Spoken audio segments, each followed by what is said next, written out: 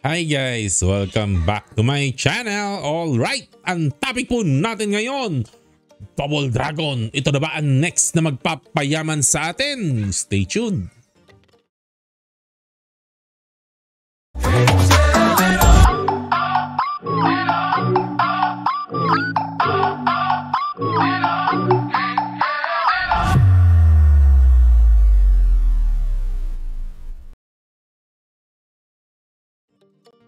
Welcome back! Ayan, ang topic po natin, si Double Dragon. Ito na ba ang next big hit stock? Okay, saan ba nag-umpisa itong pagtingin natin kay Double Dragon? Super requested po kasi ito ng isang viewer po natin. Ayan, ang dami na po niyang comment. Always requesting na tingnan natin si Double Dragon. At ano ba ang opinion natin dito? Yun. So, isi-share ko po sa inyo ang aking thoughts po tungkol kay Double Dragon. Pero, disclaimer po, hindi po ito magiging conventional fundamental analysis. Hindi po conventional. Although fundamental analysis pa rin, pero hindi po yung karaniwan na ginagawa po natin, no? At mag-heavily focus po ang opinion natin dito po sa Hotel 101. Alright. So, tingnan po muna natin ang business ni Double Dragon, no? So, marami, ang laki po ng umbrella po nito, no? Marami po siyang subsidiaries, no? At hindi po lahat ito ay 100% owned po nila, no? Halimbawa si City Mall, 66% lang po ang ownership po nila dito, no? At syempre DDMPR, no? Kailangan may public float po ito. So partial lang din po ang ownership po nila ito, etc. etc. Marami po silang mga subsidiaries pa, no? At isa sa mga ano po dito, striking is of course Hotel of Asia. Yan ang topic of interest po natin ngayon dahil under po nito si Hotel 101. Alright, so konting ano lang po, no, sa mga subsidiaries niya, konting details lang po, no. Si City Mall, ito po, no, yung mga commercial shopping center na maliliit lang po, no, focus on provincial retail leasing. Kaya marami po itong rental income din po, no, to si City Mall, no. Ano pa, DDMPR, nabanggit ko na po kanina, no. Ayun, familiar na po. Marami po sa inyo dito kasi REIT po ito. DDMPRs. Of course, marami po sa viewers po natin ay familiar na po sa mga REIT po, no? Okay, so Central Hub Industrial Center, no? I think this is into warehouse leasing. So gusto natin yung mga ganito pag sinabi leasing kasi gusto po natin yung mga ganyan term for the reason na recurring income po ito. Rental rental. Gusto mga ganito, recurring, no? Compare sa development, no? Kasi pag ganyan talaga sigurado may income ka lagi year after year, no? Yung mga gusto po natin, no? DD Happy Homes, ayan, no? Real estate business po yan, no? Double Dragon Property Management, ayan, pagmamanage po ito ng mga buildings, ng mga properties. Ito po ang ano po, tumitira po dito. Of course, hindi ka pwedeng develop lang ng develop. Pagka-develop po niyan, dapat may nagmamanage po yan. At ito po yung arm nila, no? Ang kanilang subsidiary na nagmamanage ng mga properties, no? Hotel of Asia. Ayan, alright. Ang ganda po nito. Ito po ang exciting po talaga sa lahat. Okay. DDPC Worldwide PTE sa Singapore naman po ito. Pinasok na po nila, no, ang Singapore. Okay, tingnan po natin ang income statement. Ayan, ito po ang isa sa reason kung bakit for a very long time hindi po ako masyadong fan talaga ng Double Dragon, no? Nahihirapan po ako maintindihan kung bakit ganito, kung bakit nare-report, no, ang appraisal na kanilang property as revenue, no? Kasi nag-appraisal. Hindi ko po alam ano opinion po niyo po dito, pero para sa akin hindi ko talaga masyadong ano po ito, hindi ko po masyadong fan, hindi po ako masyadong fan na to, no, na yung properties mo pinapa-appreciate mo year after year, every quarter, and then nire-report mo siya as revenue at nagiging part ng iyong income, no. So yun lang po ang hindi natin nagugustuhan po dito, no. Okay, pero yung mga ano po nila, ibang sources of ano naman nila, parang okay naman po, no. Okay, tingnan po natin ang next, no.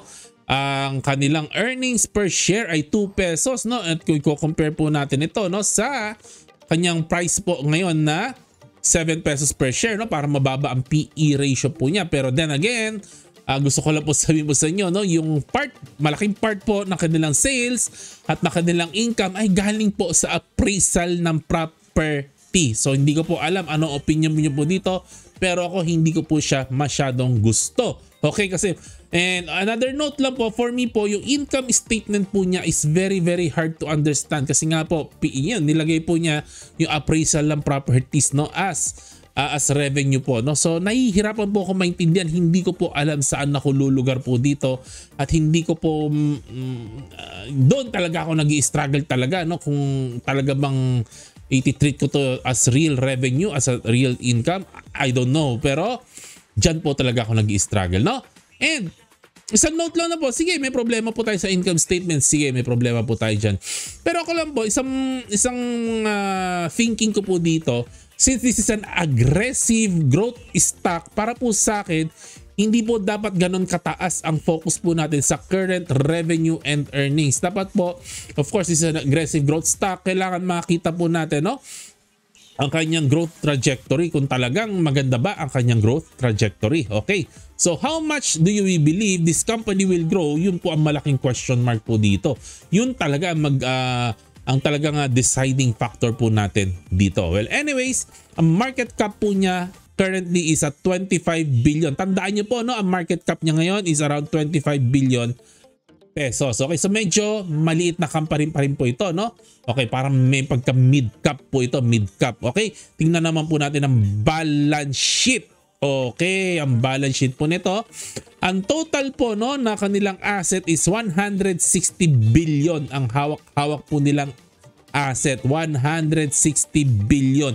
At gusto ko pong i-point out po sa inyo, ang malaking part po na kanilang 160 billion asset, 127 billion po doon ay property. So backed by properties ang kanilang balance sheet. Out of 160 billion na assets po nila, 127 solid po doon ay properties at 6.5 billion po doon ay cash. Okay, 14 billion receivable. So medyo solid po talaga ang balance sheet po nito, no, backed by very good assets po talaga. Okay, at tingnan po natin ang book value per share po nito, 14.8, no, so almost 15 pesos per share. At ang price po nito sa market ay 7 pesos per share. Ano pong ibig sabihin po nito, no? Sa balance sheet po ako more na tumitingin po ngayon. Mas nagli-lean towards ako na tingnan ng balance sheet kasi sa income statement. Kasi sa income statement medyo surrender po muna ako doon. I don't know kung saan ako lulugar, pero sa balance sheet, this is something na nakikita ko po. We buy this as 7 pesos per share, pero we get 14 pesos in value. Ano yung 14 pesos in value na ito? Backed mostly by properties. Karamihan po nitong 14 pesos po na ito ay backed by properties. In my own opinion lang po. Kayo po, ano po tingin nyo po dito? May tama po ba si Kuya John? Sa tingin niyo po ba, sa opinion ko po na ito, no, na 7 pesos na to, we get 14 pesos in value, and malaking part ng 14 pesos na yan ay properties. Alright. So pag-usapan na po natin si Hotel 101, nandito po talaga excitement po ng lahat. Bakit? Ang ambition po talaga ng management po nito ng Hotel 101 ay 500,000 rooms by 2040. Currently po, konti pa lang po ang rooms po nila, hindi pa po ganong karami. Ang layo-layo pa po nila sa 500,000. Pero ito po, ang ambition po nila, ganyang kalaking growth by 2040. Okay, Kuya John, ang tagal ng 2040, matanda na ako dyan. Guys, mabilis lang po ang panahon. Parang kahapon lang, ang dami ko pang buhok. Pero ngayon, wala na. Yan, 2040 na yan. Sandaling-sandali lang po yan. Nandyan na po tayo sa 2040, no? So, 500,000 rooms. I think this is more ambitious than ASEN. Kasi si ASEN, ganun din, napakalaki din ang ambition nila na mag-grow. Pero may kaibahan po. Si ASEN, ang pag-grow niya, fuel niya by debt. Pero si Hotel 101, kakaiba ang business model po niya. Medyo magulang po ang business model ni Hotel 101. Ipapaliwanag ko po sa inyo. So ang ginagawa ni Hotel 101, pag gagawa po sila ng hotel, ipi-pre-sell po nila ang mga units nito sa mga investors po, no? Tulad po natin. Pwede po bumili ang kahit sino po sa atin, maging investor po tayo sa mga hotel na pinapatayo po nila. At pag pin-resell na po ito, syempre binili po natin sa kanila. Bibili ng mga investor, no, sa kanila yung mga units. pagkatapos mabuo ng hotel, sila ang magmamanage ng hotel in the long term, tapos may revenue sharing lang po dun sa mga investor, no? Sa mga may-ari ng rooms, may revenue sharing lang kasi sila ang magmamanage ng hotel. Long term ang management po nito. Ang investor naman po, magkakaroon sila ng rental stream, no? At hindi na po nila kailangan mag-manage ng properties, hindi na rin nila kailangan mag-market. Wala na po silang gagawin, mag-aantay na lang po sila ng income. At ang sabi nga po nila dito, parang Airbnb po ang mas maganda pa daw po sa Airbnb, ang kinikita daw po ng mga mag-i-invest daw po dito. Hindi ko po alam kung gaano po katotoo ito. Paki-comment lang po sa baba kung anong po tingin po ninyo dito. Pero nung araw po kasi, mga 15 years ago, naalala ko, marami po kasing nahihilig mag-invest sa condo po noon. Wala pang Airbnb noon eh. Marami po mong bumibili ng condo noon. Sasabihin nila, ang sinasabi sa kanila ng mga broker pwede mong paupa sa sa mga expat. Ito marami ako office mate bumibili ng condo dati, sabi papaupa daw nila sa expat. Pero wala namang expat na umuupa. Ang taas-taas ng vacancy cost nila, minsan hindi sila kumikita for a very long time, walang umuupa sa property. Pero ngayon, syempre po, lately po, no, ang dami-dami po ngayon nagsusulputan, marami po bumibili ng condo ngayon, pinapa-Airbnb po at kumikita naman po.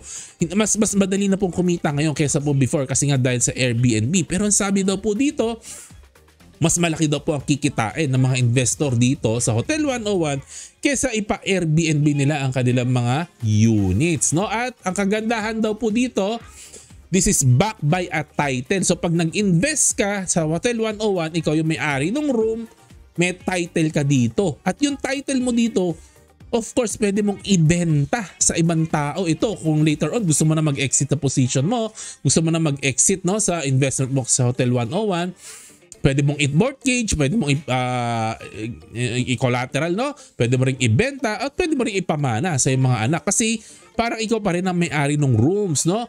Ang nagmamanage lang po si Hotel 101 for you. Yan. So this can attract many investor kasi usong-uso po talaga ang passive income. Lalong-lalo na po ngayon, marami po talaga, no, ang magaganda ang sahod po ngayon. Marami pong tumataas ang sahod at gusto po nila mag-invest sa mga ganito po, no? So gustong-gusto ko po ang business model po na to ni Hotel 101 kasi medyo magulang po. Langmago sa akin lang pong pananaw. Ano pa tingin po ninyo? Ako yun ang basa ko, langmago eh.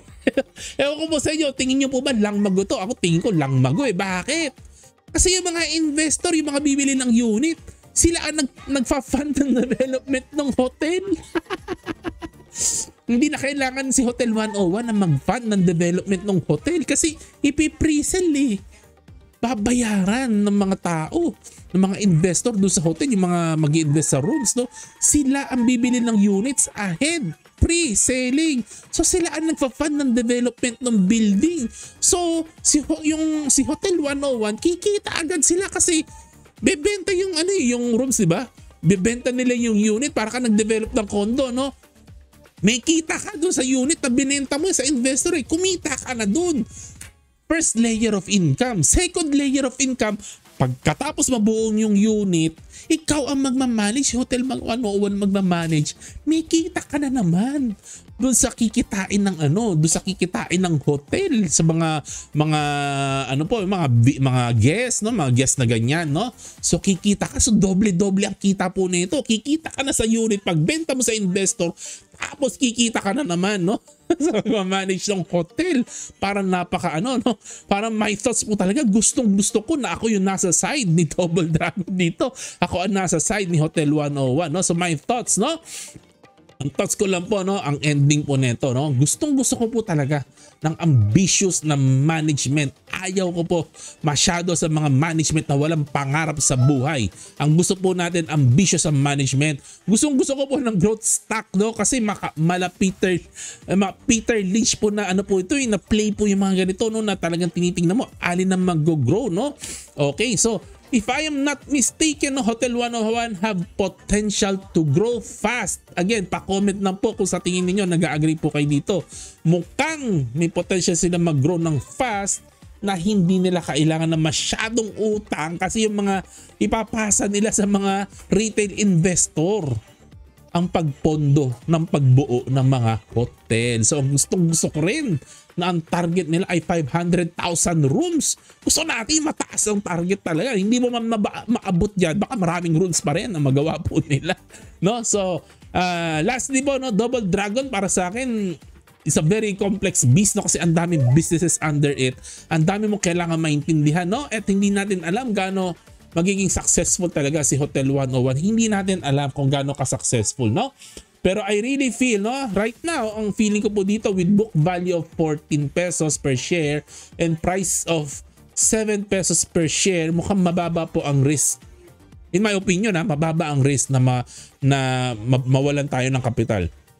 Mawalan tayo ng pera kasi we are protected by the book value, no? Mataas ang book value na of 14. Ayun, no? And kung maging successful naman, hindi natin alam gaano ka-successful, pero kung magiging successful naman si Hotel 101, maaaring malaki ang kitain po nating salapi at pera po dito. So ang nakikita ko po dito, medyo asymmetric bet po siya. Medyo asymmetric. Mababa ang risk na mawalan ka ng pera, pero mataas ang chance na kumita ka ng malaki. So medyo ano po ito, Monish Pabray na play, no? Parang heads, paano ba yun? Paano kay Monish Pabray?